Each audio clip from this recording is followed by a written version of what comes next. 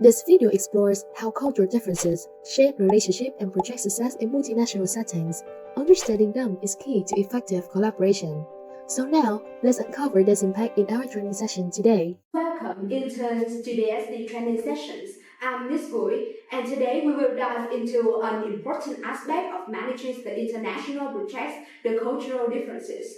You know that 70% of cross-border projects fail due to the misalignment in cultural expectations and communications breakdown. This shows just how important it is to understand and manage the cultural differences in our work. I have an interesting story for my recent business trip to America. As the representative of our company, I had a chance to meet Mrs. John Bigello, the CEO of CASA. Oh, hi. Hi. Okay, and here's my business card. You're also mine. Okay. Oh, you really the Mr. Bigello? Okay, yeah. So can we talk? Yeah, sure, sit down. I have this amazing. While I expected a formal, structured discussions from my counterpart, Miss Bigelow dominated the conversations with casual talk about her personal life and company achievement and did not care my business card when I gave her. So in this situation, we can realize that they came from two different countries, which is why their ways of communication are so different. As a Chinese girl, Ms. Wu is accustomed to valuing formalities, choosing her words carefully, and starting a meeting in a polite manner as a sign of respect. However, Ms. Bigelow is from America, where people tend to be direct and get straight to the point. They believe that openness and efficiency are the best ways to establish business relationships. And it was precisely this difference that made their communication process lack harmony. Then I gave her a full statue to express my wish for a strong relationship with her, but then she immediately opened it and said she would give it to her daughter, which I feel so disrespectful. Then you know what? She also gave me a present too. That's a jersey with a number 44. I feel really at work at that time because she did not seem to respect my cultures in the right way.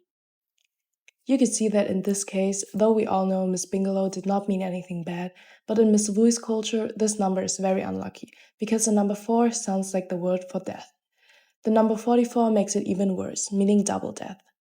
This made Miss Wu feel awkward when receiving the gift, and that leads to the feeling that she started to trust her counterpart less. If I had a chance again, you think what should I do to best prepare myself for those situations? I want to hear from you guys.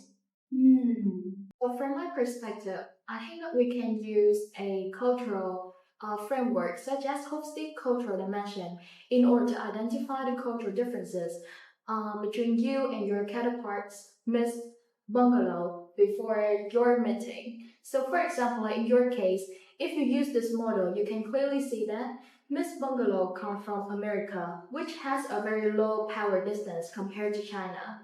So that's the reason why you guys have very different communication style. If you knew that information earlier, you could adjust your communication style in order to be suitable in that context. So how about you, Sungwoon?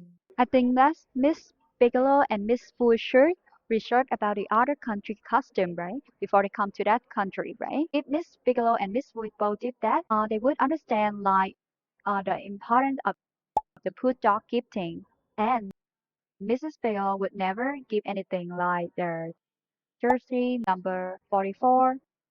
Beside that, I think that should listen to the other people actively. This will lead them to have an effective communication. Okay, thank you. I appreciate your recommendations, and that's also the end of our sessions today. These are our suggestions. So, how about you? How could you deal with such problems related to cultural differences?